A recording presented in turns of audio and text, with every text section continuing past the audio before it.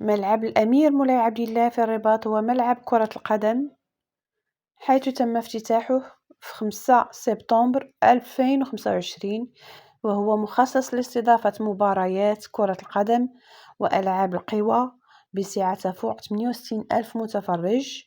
الملعب يضم مرافق متكاملة ومعايير تقنية وعالمية، منها أرضية العشب الهجينة، أنظمة إضاءة متطورة، وتقنيات المراقبة.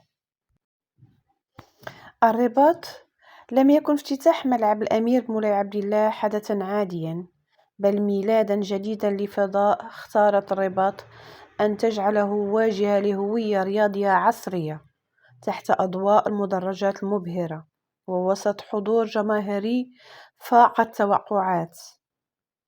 أعلن المغرب عن تحفة معمارية تتجاوز حدود مباراة لترسخ صورة بلد مقبل على احتضان الأحداث الكروية الكبرى. فالمغرب الذي فشل في الظفر بشرف التنظيم المونديالي سنوات 1998 2006 2010 2026، رغم تقديمه وقتها ملفات طموحة، فإنه خسر السباق أمام دول أكثر نفوذًا أو جاهزية في أعين الاتحاد الدولي.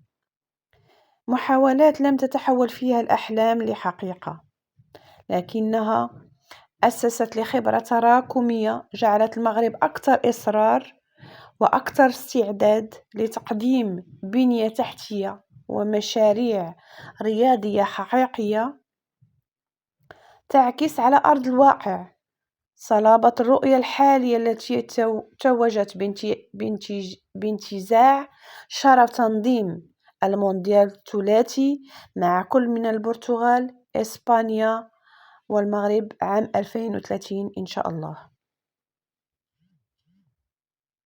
ويكشف الملعب الجديد الطريق الطموح لبلد يراهن على تنظيم استثنائي يترك بصمة عربية ثانية في ذاكرة كرة القدم العالمية بعد نجاح قطر البارز عام 2022.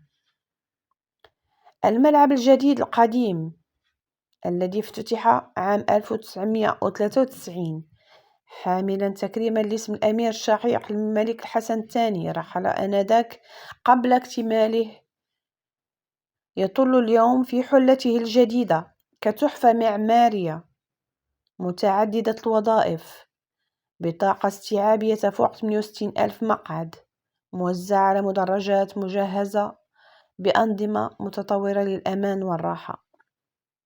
كما يضم 110 مقصورات خاصة و5 صالونات للضيافة بسعة إجمالية تناهز 5400 مقعد، فضلا عن مرافق مهيئة لذوي الاحتياجات الخاصة. كل تفصيلة تعكس دقة معمارية تستحضر تجارب كبريات العواصم العالمية وتعيد تعريف معنى حضور مباراة كرة القدم. حرص المشرفون على أن يكون الملعب فضاء متكامل لا يقتصر على المتفرجين فقط، بل يشمل الصحافة الرياضية كذلك. فقد جهزت مرافقة الإعلامية بوسائل تقنية ولوجستية متطورة تمكن الصحفيين من نقل الحدث في ظروف مهنية تلبي متطلبات البث الدولي المباشر.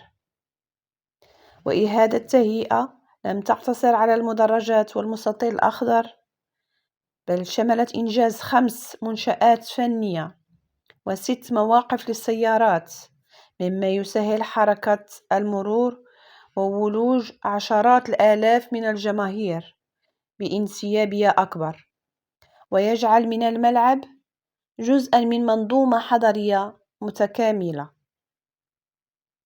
تقنية العشب هجينة رائدة قارياً لأول مرة على المستوى القارة الإفريقية. في قلب هذه المعلمة يبرز الابتكار أرضية هجينة تمزج بين العشب الطبيعي والألياف الاصطناعية في سابقة تمنح اللاعبين أمانًا وجودة أداء عالية. ملعب الأمير لم يُصمم ليكون مسرحًا مؤقتًا، بل فضاءً قادرًا على الصمود أمام كثافة المباريات، مع تصريف مثالي للمياه واسترجاع سريع لجمالية العشب.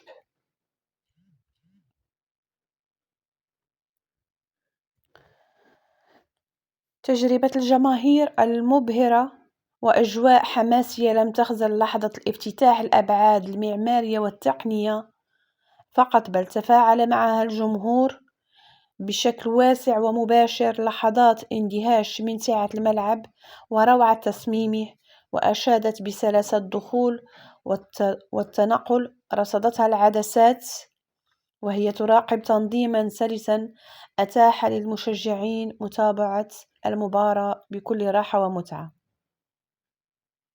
أجواء الحماس والفرحة كانت ملموسة في كل زاوية، مما جعل تجربة مشاهدة المباراة حدثًا متكاملًا يجمع بين الإثارة الرياضية، روعة المكان، ما عدا العراقيل التي أعاقت انسيابية المغادرة من المجمع الرياضي الكبير. أكد الإعلام بالتلفزيون المغربي صورة هذا الملعب تشرف المغرب بوصف تدريب إعدادي للاحتضان فعالية بطولة كأس إفريقيا بعد أشهر قليلة، وكذلك المونديال المشترك. التنظيم الجماهيري وتنظيم المباراة بهذا الشكل الرائع يثلج الصدر. ويضيف الملعب معلم رياضي سيبقى مفخرة بالنسبة للمغرب، سواء على المدة القياسية التي تم خلالها تجديده، أو من خلال تقديم هذه الصورة التي تليق بالبلاد. مع السلامة، وفي فيديو آخر إن شاء الله. أتمنى أن يعجبكم هذا الفيديو، وأعتمد عليكم بالبارتاج واللايك، وكنشكركم، وكنتمنى أنه هذا الفيديو تستمتعوا به ويعجبكم، وكنقول لكم مع السلامة.